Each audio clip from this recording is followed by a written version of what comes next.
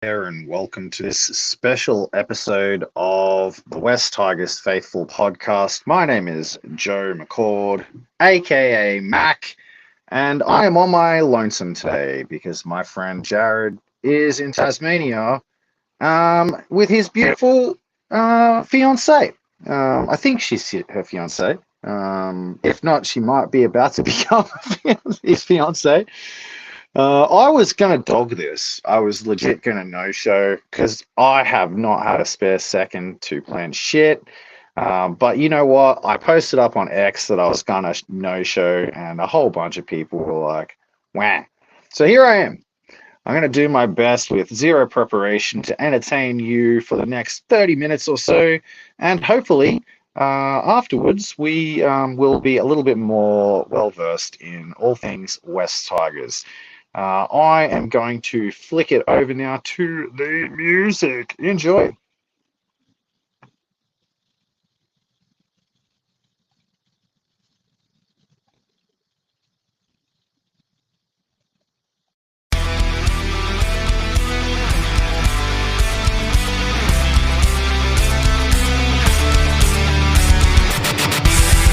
We're only strangers till we realize life is temporary. An illusion we must fight. Open up your eyes. We're gonna be alright. As I said before, this is the West Tigers Faithful podcast. My name is Joe Mac McCord, and joining me today is absolutely nobody. I am all on my own, and I have never done this before on my own. So I do apologize in advance if this absolutely sucks. On today's show, we will be discussing the trivial pursuit of happiness and life as a West Tigers fan, as we have gone down once again, this time to the Penrith Panthers in a bit of a flogging, and we were all left scrambling for answers to questions we probably shouldn't actually be asking and only are doing so because we have an irrational love for a club that represents nothing whatsoever. So let's begin with a bit of an unpacking of the game. Panthers defeated us 36-2, and there's not really all that much to say aside from the fact that I think that the team had a red hot crack, at least at first. I'm a little bit confused though as to why our game plan was to try to beat Penrith where they're strong. If you guys can give me some answers, I would appreciate it. I'm not 100% sure why Benji Marshall would decide, when we're undermanned, no less, to try to beat them at their own game, win a game of trench warfare with a team that has won 4 straight premierships that are on a 6-game winning streak. But alas, that's what occurred. And it was pretty much just non-stop rocking it out from our own end and kicking it in the sky. On the positives, I think Sunia Taruva had a fantastic game, and it's quite good to see that we have such an adequate backup for Jareem Buller when somebody who is so important to the team like Jareem Buller goes down. I think that, it's probably usually in most other teams pretty tough to win games, and I think that Suni is 2-2 at the moment, which is great. But Jareem is back this week. On other subjects, I suppose we could discuss some of the lowlights. What's the deal with Stafford Toa? There's a man who's crashed back down to earth, injured. It sure looks like it. And his counterpart, Jarrell Skelton, quite similarly looks like he's playing injured, which I'm not 100% sure I understand if that is the case. Stafford's, I guess, recession of form, recession's probably the wrong word, has seemed to coincide somewhat with his contract because I remember a few weeks back, Stafford was rumored to have re-signed, came out with an Instagram post saying no, bunch of bullshit. And now all of a sudden his form has fallen off a cliff. So I'm not 100% sure if there's a correlation or causation there. It is a little bit curious. I think that by and large, there is not really, it's not rocket science. We don't really need to go into too much detail to fully unpack exactly why we lost this game. We were just outclassed and outmuscled in the forwards. We weren't really able to get out of our own end. None of our forwards really punched through the line. They weren't really pulling through the line, lacked post contact meters. And we didn't really get all that much value out of many of our backs from that perspective, which is a shame. We had two very large backs. Taruva generated a lot of post-contact meters, I thought, but Skelton and Tui Tupu really lacked impact, especially Skelton. He's really not running hard. He's not running the same way that he was earlier in the season, which is quite a shame. And again, hopefully, fingers crossed, that's something that he can fix and get back to that early season form. It does seem like there's a little bit of I guess, like a playbook on Skelton now. Getting up and cutting him off, making sure that he's not actually able to wind up so that he doesn't actually make those post contact meters. I thought Tui Tupu was a little bit better than Skelton on the weekend. In fairness, I thought he had a little bit more impact coming out of our own end, but obviously neither of them really set the world on fire. Taylor May tried hard. I thought Latu Fainu was very quiet.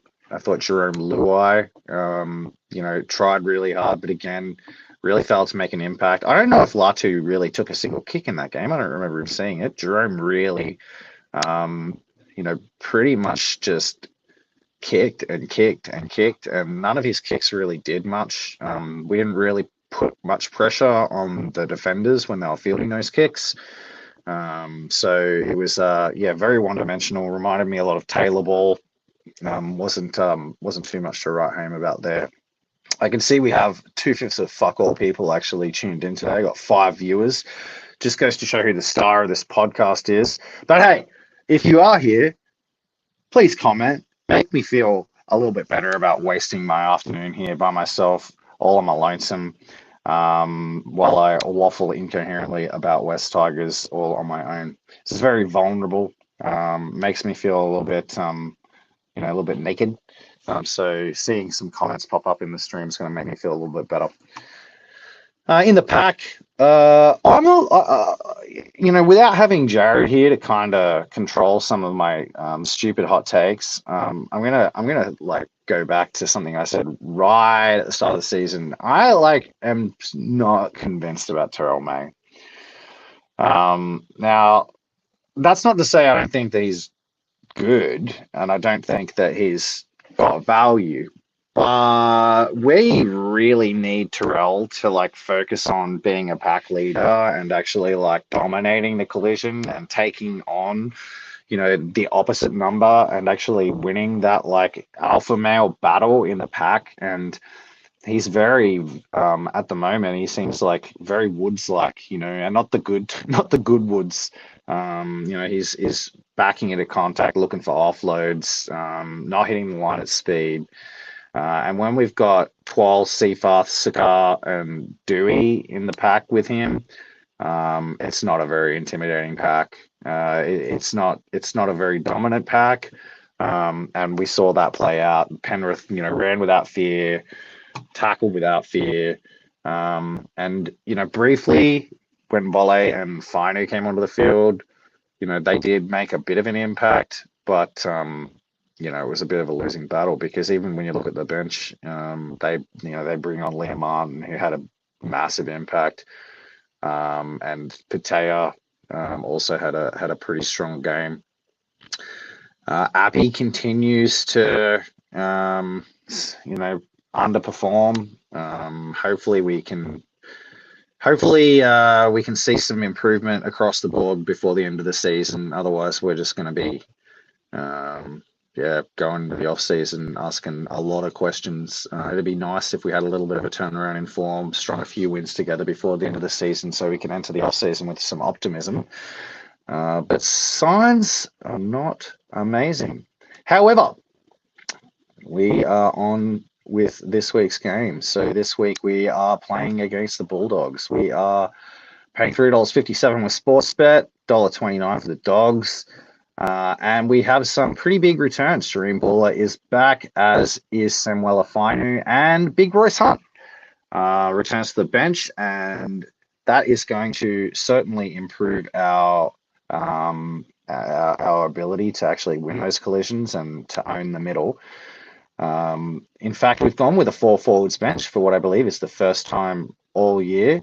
And we've also seen Jack Bird has been dropped. So Tui Tupu and Bird have been dropped from the side, replaced by Royce Hunt and Samuela Fainu, and Jareem Buller, obviously, back to fullback, Sunia Taruva onto the wing. It's definitely the strongest team that we could possibly name. In fact, I think it's full strength. I'm not sure we actually have any injuries anymore. I can't think of anybody off the top of my head. This seems to be our full strength side, which in round 22 is pretty amazing. I know in past seasons, we've been able to look at injury woes as potentially reasons for why we might be struggling, but I think we've been the least injured team all year. So shout outs to the strength and conditioning crew at the club. You've certainly paid your way this season. But it's a big ask up against the Bulldogs, who will be without Connor Tracy, who is out, replaced by Jacob Kiraz at fullback, and Runakama and Tuala are the wingers. Obviously, the big storyline heading into this game is going to be Galvin versus the Tigers. Can we spring the upset and rock the confidence of the traitorous Lachlan Galvin, or will the Cheshire Cat continue to laugh at us? Ha ha ha ha! I know my head and heart are in two different places on this front, because the Bulldogs are definitely a formidable team. They're playing in great form. It'd be a hell of a turnaround, even with the inclusions of Jareem, Samuela, and Royce Hunt.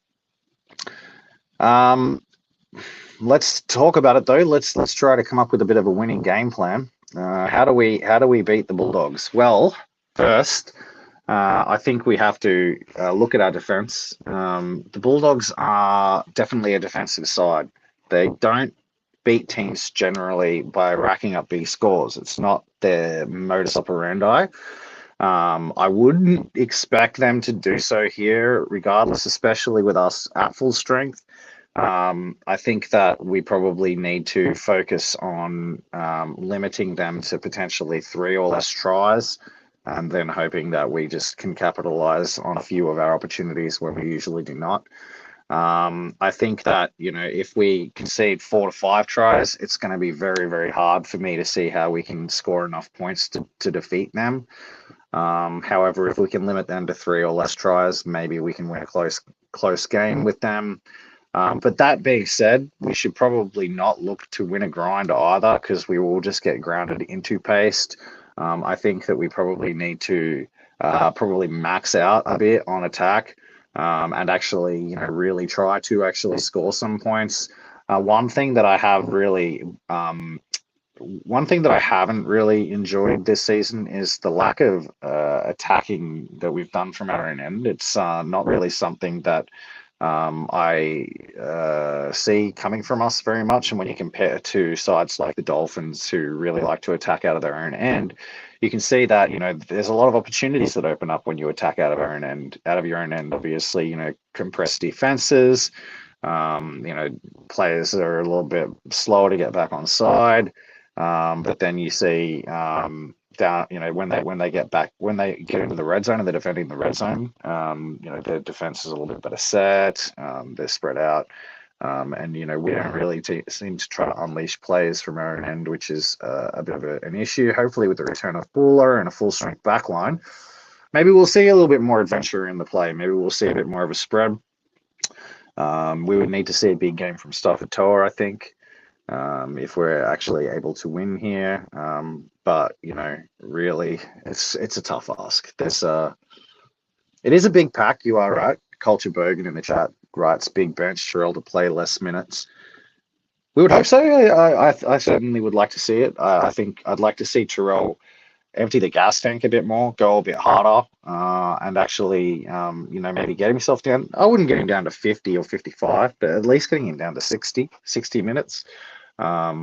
Maybe you give Royce Hunt those extra minutes, where Royce Hunt's not going to give you a massive amount of time on the field, but like if he's going to get minutes off anybody, it probably makes sense to be off of Terrell.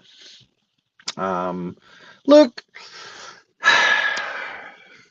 Yeah, it's tough. It's tough for me to be optimistic about this weekend's game. The Bulldogs, Sam Hughes and Max King starting props. I mean, Max King did play Origin this year over Terrell, so maybe Terrell can use that as a bit of ammunition and try to find some inspiration there. But they're not the most incredible prop forwards, and really, I guess the Bulldogs, if you look at their bench, got Bailey Hayward, Josh Curran, Harry Hayes, Kurt Mann on their bench. In the middle, they are kind of maybe the point here, CB. Maybe that Benji's going to just go all out war through the middle and hopefully get some dividends there. So maybe you see a big game from Happy. Obviously, they've got Kikau and Preston, who are great back rowers. So maybe the objective here is to work them over in the middle and see if we can't find some, especially with Baller back. Maybe that's the go. Maybe that's the go. Maybe that's the plan, and maybe that's what Benji's thinking. And hopefully, come 2 p.m. on Sunday, we see that. All right, I'm going to stop waffling and move on to the next game to review, which is the New South Wales Cup game. We actually won, which was fantastic. We went up by quite a good score early in the game and nearly got run down at the end. However, we did manage to escape with a narrow 24-22 win over the Bears on Friday night. Strange time slot for a New South Wales Cup game, but it was a good watch. I thought that the Magpies played quite well, and the Bears also surprised me, to be honest, especially in that second half. Quite an unheralded squad. The Bears run out, not really anybody of any kind of renown in that side. The likes of Jake Toby, Israel Ogden, who, Jesse Marshke, who are like New South Wales Cup toilers, off a Hickey Ogden, etc. Not really much first grade experience in that side, up against the likes of Staines and Fatape and Lalali'i and Naden, Royce Hunt. I would have thought that I honestly thought that we were going to spank him, and it certainly looked like that at halftime. We went up 18-0. And we were pretty miserable in the second half. I got to say, it felt like it went by very quick because the Bears felt like they were in control almost that entire second half, but they really only ended up scoring 4 tries, and it was a penalty try an 8-point try. A possible 8-point try in the 65th minute to Luke Lalali'i that ended up proving the difference because he managed to score while Jake Toby, the fullback, came across and smashed him in the head. Falls missed the conversion from the sideline but kicked the one from in front, and we ended up winning by 2. I will just go through a few names and rate their performances. I think Alex Lobb at fullback has been something of a low-key, I don't want to say revelation. That's probably overstating it, but he has been really surprising to me. His performances at fullback. I think Josh Vellaty, since he's returned to New South Wales Cup after kind of dominating Flegg, has kind of found himself. Luke Lalali'i had a really good game. Brent Naden continues to just be all over the place when he plays in New South Wales Cup. Doesn't matter what position he's in. Royce Hunt has earned his recall, to be honest. I thought he was really quite impressive. One of the tries that we scored came directly off the back of like a 20-meter carry where he dragged people all the way close to the line before Loverdua just dived over from dummy half. Peter Tarteo also was quite impressive. Sort of similar type of player, like just a bit of a wrecking ball style of prop, not like big, tall, dominant Nelson style, but more like, in your kind of junior polo kind of mold, but maybe a bit smaller, bit shorter, definitely. Eliel Zakem was probably the pick of the forwards, I thought. He was a threat every time he carried it, and he is a highly involved player, or at least he was on the weekend. His involvements were really quite eye catching, and he seems like a threat to offload almost every time. He's had a really good season and good find. 28, so he'd be lucky if he gets called up to first grade. But given our depth in the back row, you never know. He has been named on the extended bench at least once this year. So, if he continues to perform well and we get towards the end of the season and, Alex and Sukar and that, and fall out of favor or whatever, maybe Benji will just give him a jersey just to reward him if we're out of contention or something like that. Charlie Murray had a really good game. He looks like he's actually packed on quite a lot of size. There was a few times where he actually pulled through tackles, which surprised me. And on the bench, I thought the pick there was Jackson Rame, who has got to be asking what he needs to do to actually get favoured, because he has been definitely the New South Wales Cup Player of the Year in this side this season, and I don't actually think it's particularly close. And he's not even starting. He might be starting this week, considering Royce Hunt's back in first grade. But let me have a look and see if that's the case, actually.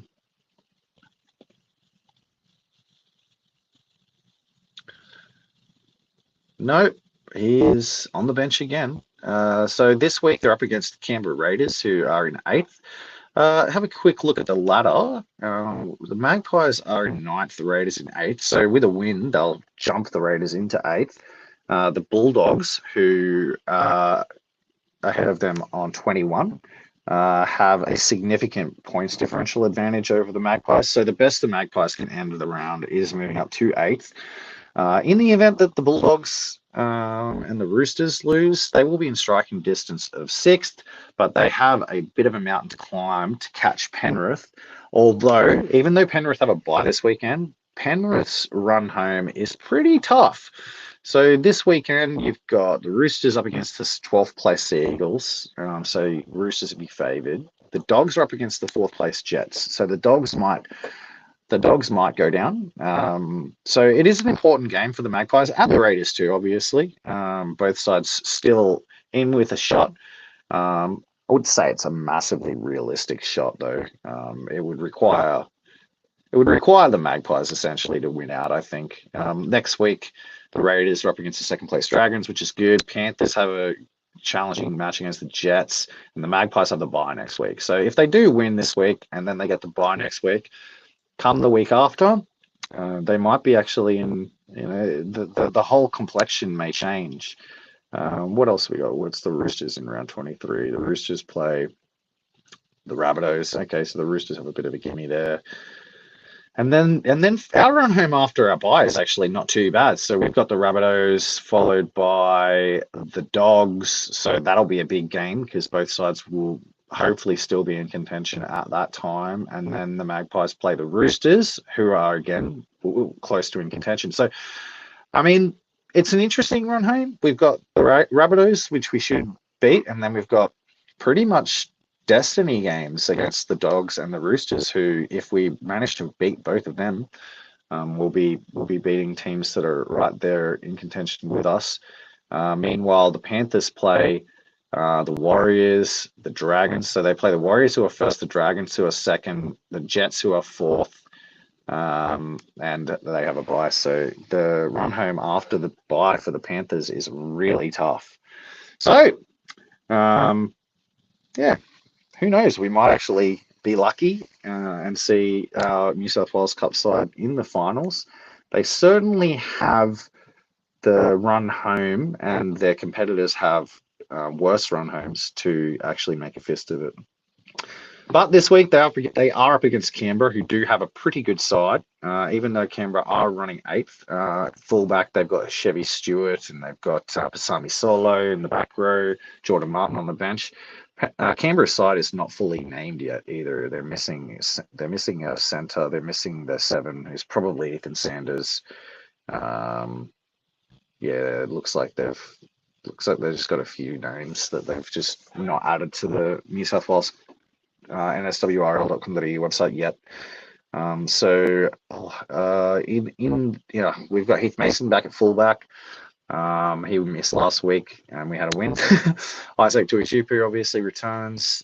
Charlie Stone's Mapapalungi in the centres. Charlie Stone's in the centres. That's interesting. I thought Felity probably deserved to keep his jersey. So they've favoured Staines and Mapapalungi in the centres over Fatape and Felity. Brenton Aiden at 6, and we also haven't named a 7 yet. That'll be obviously Kurt Falls. Kitlalali at 8, Hope 9, Tateo, Luke Jack. This is Elzak and Murray. The bench, Lob, Rami Porter, Vaka Aho, Joe Lovadua, and Fatape on the extended bench. So Tristan Hope has actually also been dropped back to New South Wales Cup. Didn't mention that one. All right, before we have a chat about flag, I'll just quickly switch. So David asks, why does our attack look so bad this late in the season? Teams below us look better in attack. I think it comes down to the fact that most of the off-season and obviously early in the season, everything we were doing was designed to revolve around Galvin. And when Galvin left, we made a sudden pivot to Fainu, who has looked good at times, but at the same time, we're just sort of we haven't really had a solid run with the same side together since we lost Galvin. Whether that's because Bull has been hurt or they tried Dewey in the halves because Luai played Origin and then they moved Dewey to 13. I think it's just really, I just get the impression that we have, we look like a side that's in the first week of the off season as opposed to round 20 odd. And at the end of the day, that probably, comes down to coaching, doesn't it? Like, I mean, if first and foremost, like revolving the entire success, putting all of the success of the season into the hands of a guy who said he was going to leave the club, it's a little bit of a questionable decision. A guy who gave no impression that he was planning on staying for the long haul. I suppose in fairness to Benji, Richo was implying that Lockie was going to be here till the end of next year no matter what, and that situation changed. But you got to have a backup plan. Right, you got to have a backup plan, and it seems evident that they didn't really have a backup plan. And I think beyond that, I just feel like Jerome Luai, I think they expected Jerome Luai to be able to handle the role of a 7, not just like as a game manager, but also to balance being a game manager with actually bringing some strike. And unfortunately, he hasn't really been able to find that balance. He has gravitated from one end to the other, where some weeks he favors running and really trying to be a playmaker X factor, and then other weeks he'll like last week just fall back into the pattern of just steering the team around and putting up kicks. And I don't necessarily think that Dewey at 13 has actually done Luai any favors, so I might be alone in that. But I think Dewey at 13 has kind of if anything, made both Luai and Latu, given them a bit of a safety blanket that's kind of meant that they've sort of faded into the background a little bit instead of forcing them to step up, especially Latu. It's very easy for a player of Latu's experience level to kind of just defer, especially when you've got voices as dominant as Adam Dewey and Jerome Luai there. And I don't think it's to his credit. I think that I personally favour the idea of finishing out the season with Dewey and Luai in the halves, and giving Latu a spell. Not I know a lot of people prescribe to the idea of Latu needs minutes in first grade to gel, but I think Latu just as much needs minutes at 7 in a stable side at a level that's sort of more one that he can potentially dominate, or at the very least not be overwhelmed and overawed in. And then we're struggling in first grade. It's a tough end to the season. There's a lot of pressure. Pressure's mounting. Be good to just get Latu out of the limelight and put that pressure on two very experienced heads. And frankly, Adam Dewey and Jerome Luai as a halves combination, probably not that bad. Adam Dewey has been definitely, the player who has you know, delivered the best outcomes when he's had his hands on the ball over the last month and a half. And Jerome Luai, you can just put him back into his more natural role as a six. Let Dewey kick, which he's good at, kick long, kick high, and just let Luai play the game that he's used to playing. It'd be worth a dice roll. That's just my opinion, though. All right. I mean, we might as well just jump into some questions before I just have a quick skirt around the old flag and stuff like that. Thoughts on Jock Madden coming back? Yeah, good call. I'm a big Jock Madden fan. I always have been. I think I got really disappointed when we let Jock Madden go and favoured Luke Brooks over him. I was of the impression that we should have given Jock Madden an extended run at 7 when Luke Brooks was here. And I know Jock Madden's not a world beater, and I know time has proven that. Back when I was making those statements, he was still quite young. And I know there's been some times that Jock Madden has played first grade and struggled, but he always seemed like he just had he was a better decision maker. Like he was better at steering the team around. He put the ball in the right spots. Like, put it this way, Jock Madden. I think I'd trust Jock Madden to kick a 40-20 or a field goal with more confidence than any of the other halves that we currently have at the club. I'd also trust Jock Madden to make a smart decision, like when to kick early in the tackle count. Like on the weekend, Appy tried to kick early in the tackle count and just kicked it straight down Dylan Edwards' throat. When Jock Madden makes decisions like that, they do seem to be the right ones. And you know what? Like, he's got pedigree. He's Australian schoolboy. He was having a good season in Queensland Cup before he went down with a pec injury this year. Late bloomers, I think. So don't write him off. Look at Billy Walters. Billy Walters, came to the Tigers. Didn't really amount to much. Goes to the Broncos, and he's a week in, week out first grader now. So I know that's not the same story, but who's to say Jock Madden can't come good? And seems like a good dude. I'm glad to see him back. It's nice for a change to see a player return to the club after leaving the club, because so many players before him have so unceremoniously left the club and seem to have done so in acrimonious circumstances. Unceremoniously acrimonious. Fuck me. I am a thesaurus today. Angelo, does Latu have a kicking game? If not, does Jock next season? I don't think Latu steers the team around the park. I'm also hoping either Latu or Charlie Murray will be the ball-playing lock. Cheers. Round 1 is going to be Latu and Jerome. No doubt about that. And probably that will continue to be the case unless we go on one hell of a slide or Benji gets a sack or something like that. I have faith in Latu Finu long term. I do. I see in him. I see in him somebody who can be a 7. He reminds me a lot of Isaiah Katoa when he first entered first grade. Everyone sees Katoa this year as that dominant player, and it is amazing to see his growth. He's probably the form halfback in the whole NRL.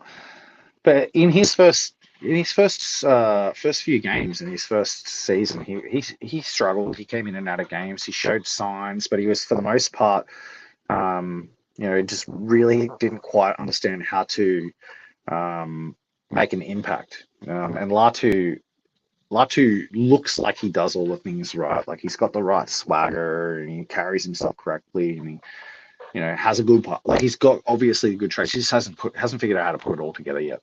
And when you haven't figured out how to put it all together yet, fucking what chance do you have of also steering a team around the park if you haven't even got your own game? if you haven't even figured out your own game, how are you going to figure out other people's games? So, look, I have faith. I think Latu will be the 7. But hey, Jock Madden 7, Luai 6. Luai's been an adequate 6 outside of 7s that are worse than Jock Madden. Like Luai played probably, I assume that he played a fair bit with Cogger, Falls, etc. at times at Penrith.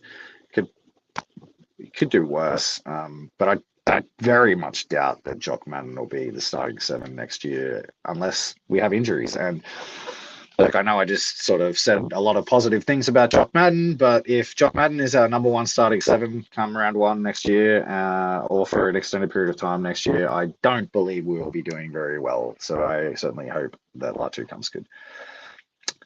A bit of a detour, Mac. I hope. I'm gonna caveat. I'm going to stop right there and say I expect that CB thinks I'm just going to read these words straight off the screen, and they may contain some pretty stupid, profane things. But you know what? YOLO, I'm going to read them anyway. What do you reckon about players who want out of a club not being able to sign for more elsewhere at another club? Oh, it's a genuine question, CB.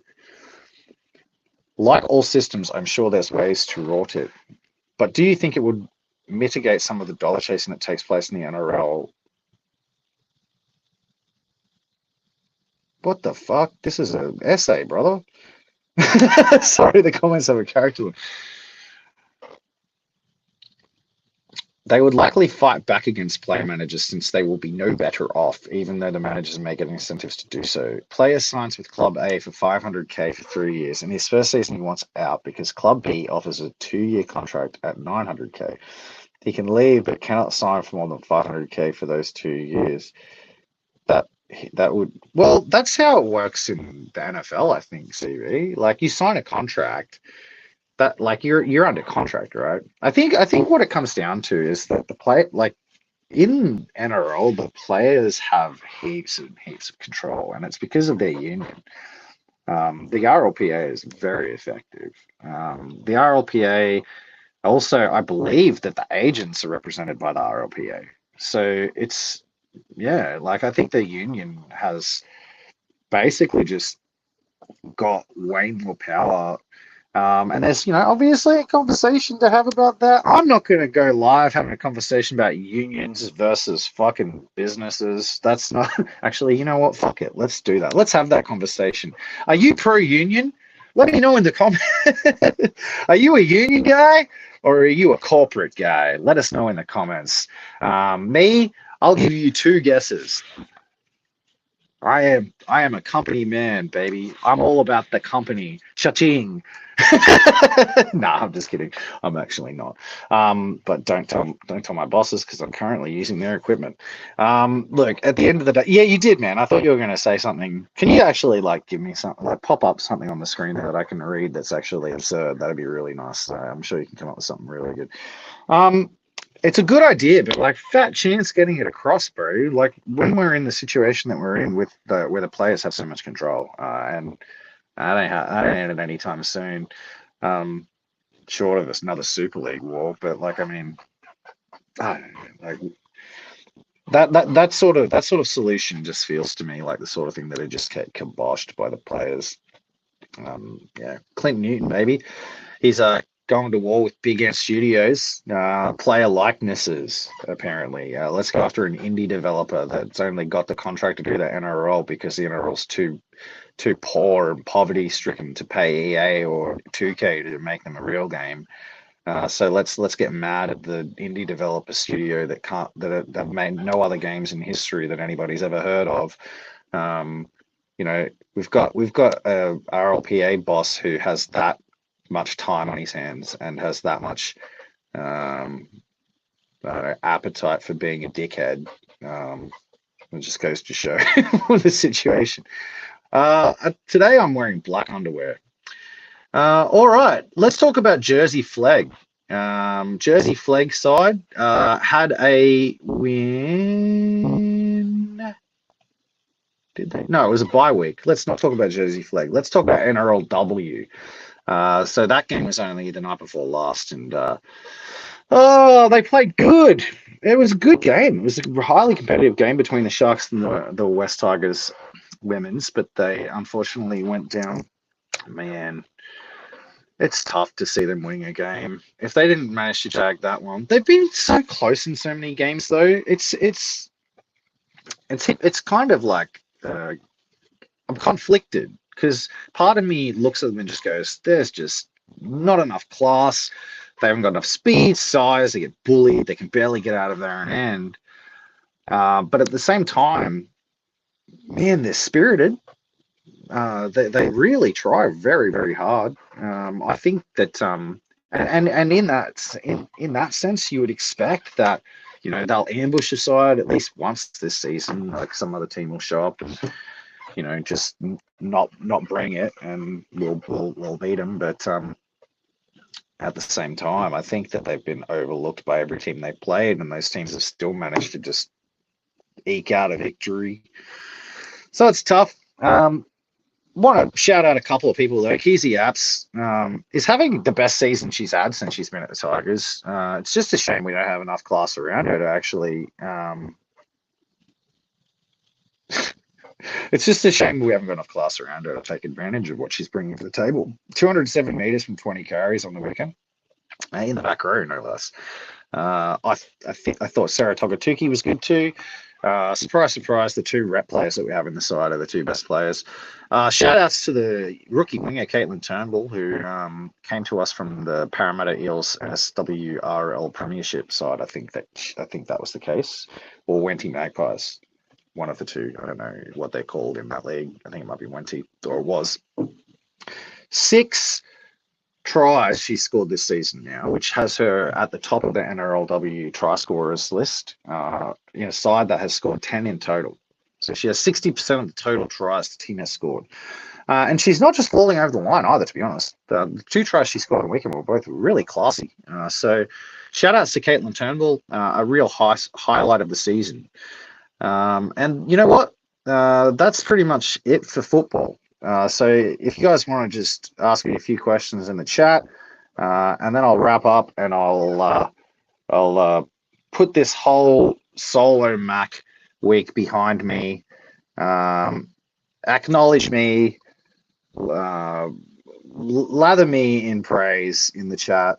Make me feel good about myself because I was gonna pike. I was straight up like I went on Twitter and I'm dogging this shit. I'm dogging it.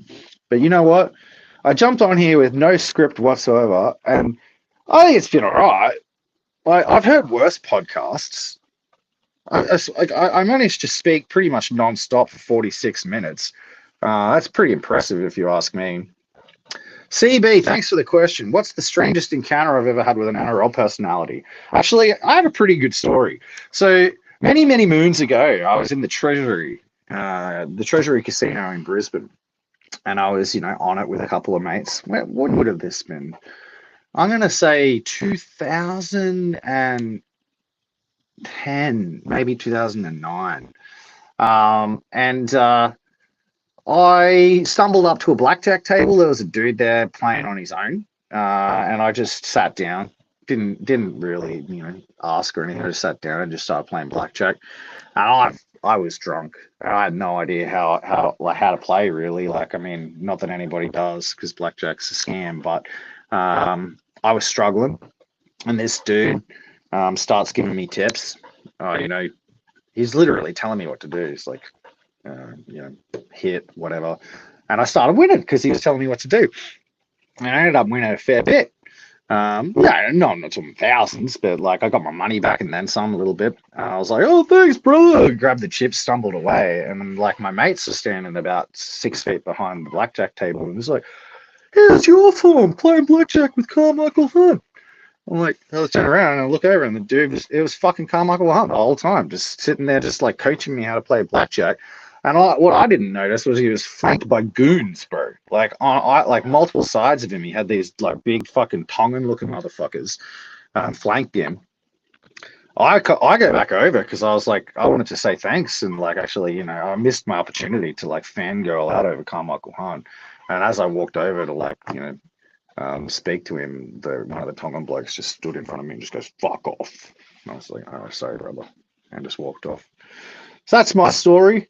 I thought I've got a couple. The only other funny story I have is probably the one that involves Hodges. same venue. Justin Hodges bummed a durry off me out the front of this treasure room one night.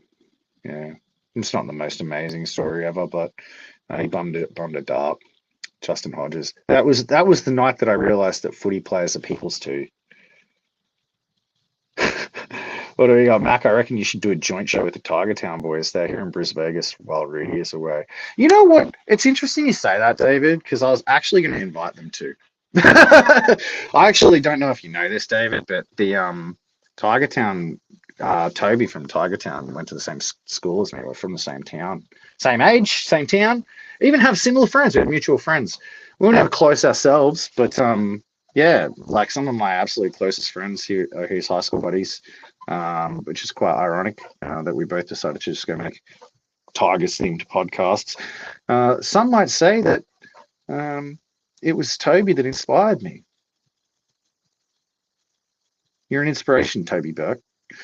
Bryce, he says he cannot evaluate my solo performance yet, Mac, as he has not long tuned in. Either way, hope Jared is enjoying his break in Tassie. Mate, I am sure he is, because after the performance on the weekend, I very much doubt that Jared would have had much positives to say about the West Tigers. And with that, I'm done here. CB, if you're still in the chat, you have about 30 seconds to say something stupid, and I'll read it out live on air, and hopefully it makes people laugh. And then I'm going to fuck off. And I'm not going to count. I'm just going to click the button to shut the stream down very shortly. Hopefully you're typing really fast. If you liked this podcast, or if you didn't, subscribe on YouTube, follow us on X, follow us on Instagram, follow us on TikTok, follow us on MySpace, Blogger, Tumblr, LinkedIn, Reddit. Yeah, r/I am the walrus, he says. Right. Really lacking in inspiration this week, aren't you, buddy? All right, it's been real, team. Mac out. See you all next week.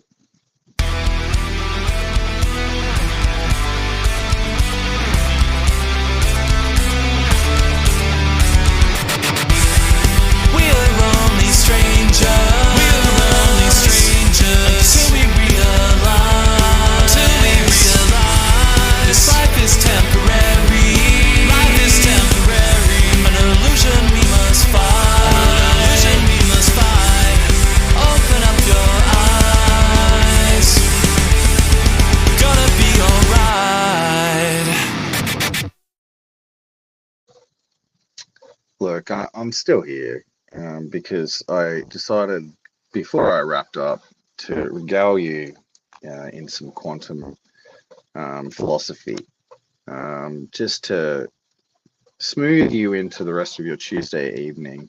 I am going to give you some wisdom, 10 affirmations directly from the quantum.